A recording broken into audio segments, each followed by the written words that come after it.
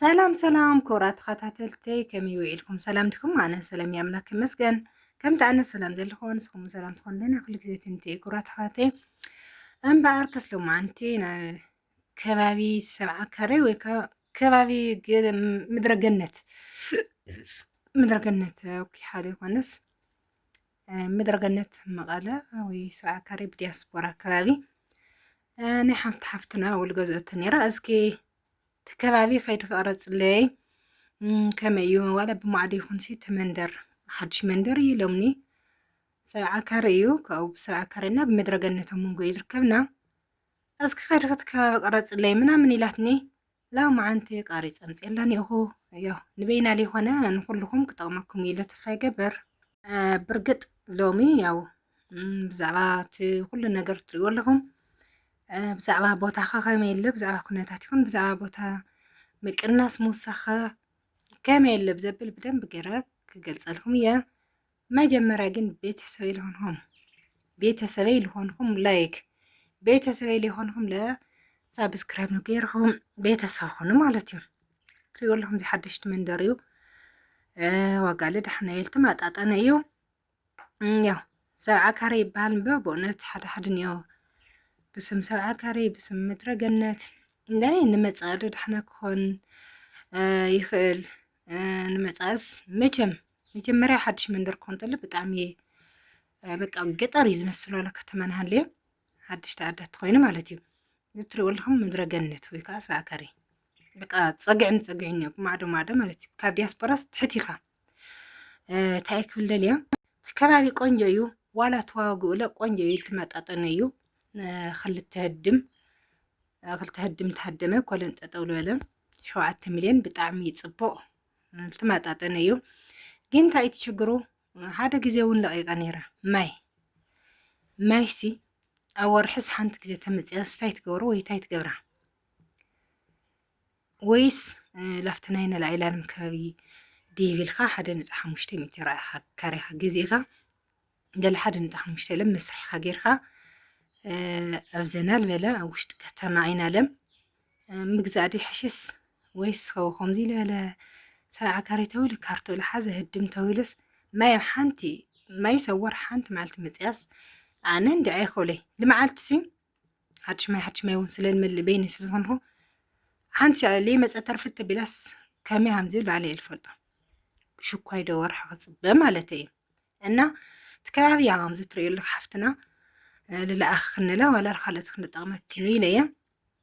ያው ተከባቢ ያም ዝትሪሉ ማይ ግን بونت ما يأور حانت جزيس بقى صررنا بالخير تملي لنا تمندر قرية حدشتي فات يوم كلهم ديوم وش تعدل هنا وش تعدل نبر لي هنا الجزء اللي دقل نبري برقد أو زين نفلتمني يو إسرائيل هنا الجزء جرمن هنا الجزء أمريكا هنا الجزء يتفندر الجزء بي أفسد هنا الجزء إلا أفزعد هنا دمو عدلتنا وعلت هنا نعملت ناي داقيا ناداقي عدلت لو لساعة كارس لزغنا أو زي تعدلوا تخوينهم قروهتاتني قدم نيرو تعدلهم تاو نتوم هفات مدقل نورشت لهم يسرحوا بقى بقوم زيو انت نخون بيا وش تعد وين غا رأيوت فوق دسكلو زيان فوق بطعم فتية سرر حدي زينة طعم يدستل نايسعد ستايل نياتا نايسعد فوقات حدا الكريم نخزلهم داس الخالمون نيخا بطعم السحوغا زي وانت تصعدا رقل تقلي منيا السرار حديثنا ودادا السبعة كاري خوينا سريوا نلا علينا مجرش خندي حدا خلت السلسة 4 دور صريح لمالتي كقولت حلفي مثلني إنا تايك الليلات كبابي تمندر الجزء خيو بطعمي يو نحورس صبو يو قصنا على تخلى يهدم ساسة يهدم تحتون جنا أي من ميت بلي بزح نجار يدليو يو كساب زودا كساب تأتي كساب مات شدشت 7 عامت زيسي كساب لتأنغا كساب تأتي يو زيس مايلا كم زافير فقاد كل جزء خمس خيليو تخالي تمندر لكله هدستس خيليو جنا حزوت أنا هتيني بكم زر لكم أنا أنا سندز عادي قلت لي ميلت أين المكاس كابدي أسبرال تحت الغاس وشت معلم ديو بقى من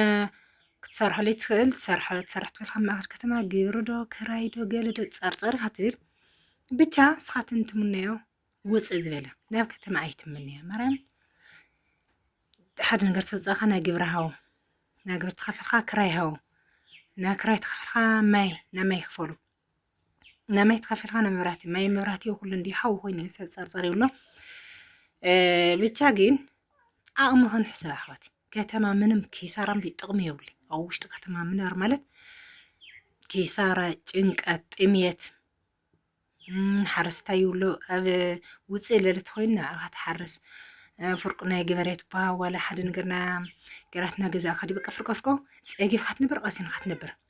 ተም ማእኸል ከተማ ከምዚ ኢላ 70 ካሬ ላብ ዲያስፖራ ለመቐለ ለመን ይክንለስ ድሓር መፂኽንስ ምንም ኣይትኽእልይ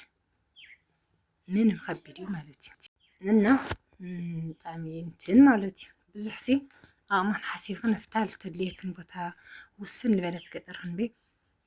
ማእኸል ኩሓ ማእኸል መቐለ ማእኸል ዲያስፖራስ ብጣዕሚ ጥፍሸካት ሰብ ቡቲ ፀርፀር ዝብል ውፅእ ዝበለት ኮይኑ ንሽተይ ግን በቃ ማይ ትኸደትካ ላካ ቡምባ ቀዲሕካ ትሓቋንን ቡምባ ከይድካ ተምፅእ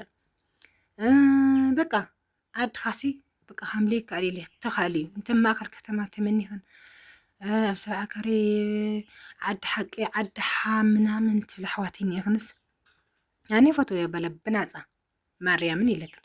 ዋላ ብናፃ ውዚ ነበርቲ ተለ ውሽጢ ከተማሲ መቃብር መሲሉ ይረአየን ብትክክል መቃብር በቃ ከምዚ ልካ ዓዲ ዓረብ ኣፎቕ ተዓፂና ንጨንቅና ኣሎ እናፈቕ ኣለና ጭንቀት ልምፀና ኣሎ ልክዕ ሓሙሕሶት ውሽጢ ከተማ ምንባር ማለት እዩ ኣየድሊ ክለክ እንደልየ እና ኣብ ውፅእ ዝበለስ እንታይ በሃሊ ናብ 70 ካሬ ኢልካ 8,9 ሚልዮን ኢልካ ግዜኻ ማይ ኣብ ወርሒ ሓንቲ መዓልቲ ላመፀት መብራህቲ ኣብ ሰሙን ሓርሻ ላመፀት ናብራ ድዩ እዚ ፀርፀርካ ግን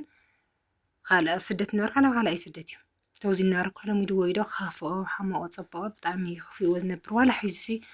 ኣጨናቕላ በለ እዩ ነበር ዓድኻ እዩ ስለዚ ሃማ ጌርክ ነፍቲ ዓቕማ ሕሳብ እምበይ ኣውዚያትሲ ብዙሕ ንካልኣይ ግዜ ይበደለቀሉ ስለ ብዛዕባ መንደር እዚ ብዛዕባ ዝማይ ብጣዕሚ ጠፋሽ ብናፃ ውዚ እትኸትካ ብለይ ክራይ ሰብ እዚኣት ክትቀምጥ ትሄልስ ምንም ሓንቲ ለይቲ ሓድራ ይለክን ማርያምን ብጣዕሚ ሙቆት እኒኦ ሙቆት ፍቲ ብዚ ምድረ ገነት 70 ካሬ እዚ ሕደጎ ህልም ለልበረኻ እዩ ፍቃዶ ተለይ ከተማ ሲን ቤት ርኢ ኣለኹም ብማዕዶ ንፋስ ይውሉ ሰማይ ትርኢ ውሽጢ ታሕቲ ቃፂ ኣእምሮኻ ጭንቀት በቃ ሜንታል ትኾን ካብ ጭንቀት ማለት እዩ ሰማይ ትርኢ ውሽጢ ታሕቲ እና ኣሕዋተይ ኣፍታ ምጥን ዝበለት ቦታኽን ልትፈትዋ ልተኣምና ቦታኽን ስሪሕኽን ዓድኽን ትነብራ ዓድኻ ዓይንኻ ግዛዕ ይኹን ጦርነት ይኹን ሰላም ይኹን ምስ ሃገርካ ማዓት ዝተርገግዓት ርእስኽን ኣእሚን ኾን ተመፂኽን ለብዛት ማር ርእስኽን ኣእሚን ኾን ተመፂኽን ውዚ ኣፍታል ደለኽን ኣፍታል ትበርህትክን ዓዲ ኮፍሽን ትሰርሕ ዋና ነገሩ ክነብር እየ ይኽፈአኒ ይፀብቐኒ ገጠር ይኹን ከተማ ይኹን ኢልኽን ሴፍ ጌርክን ትመፂኽን ምንም በምንም ተኣምር ኣይትጭቆናይ ማለት እዩ ሓደ ኒዋ ስርስር ላላይ መፃ ብለይ ምንም ነገር መፅአን ሃምዚ በኾይኑ ሰላም በየለ ገለባ ዘውዚ ልሓድ ገለለዋ ሰብሲ ሃመ እየን ማክርዮ ተን ሃሙ ኢለን ንኸለዋ ብጣዕሚ ይገርመኒ ተን ወለደን ተን ኣሕዋተን ደቀን ቤተሰበንስ በቃ ወይ ሞቴል እንዴን ካልኣይ ስደት ከለዋ እዚ ክነብር ኢልካ ሴፍ ጌርካ ኣሚንካ ለይ ምምፃእ እዩ እምበ ቸጊርኒ በቃ ልሰርሕ ሲኢነ ከምዚ ሲኢነ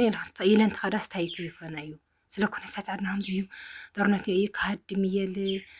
ስዕዲ ደሉ ድዋይ ደሉ ኳተር ምባል እዚ ኣይተመና ሕሸት እዩ ማርያምን ፀጊምና ቃ መናው ርእሲ ክነብር እየ ክእል እየ ለስ እዩ መፃእኹይ ኢለን ተተኸዳ ፅቡቅ እዩ እናስኻትን እውን ክእለ እየ ክነብር እየ ከም ህዝበይ ዓደይ እዩ ተመትኮ ዓደይ ተሓሙምኮ ዓደይ ተመቸና ዓደይ ተፀግምና ዓደይ ኢልክን ተኣቲኽን በቃ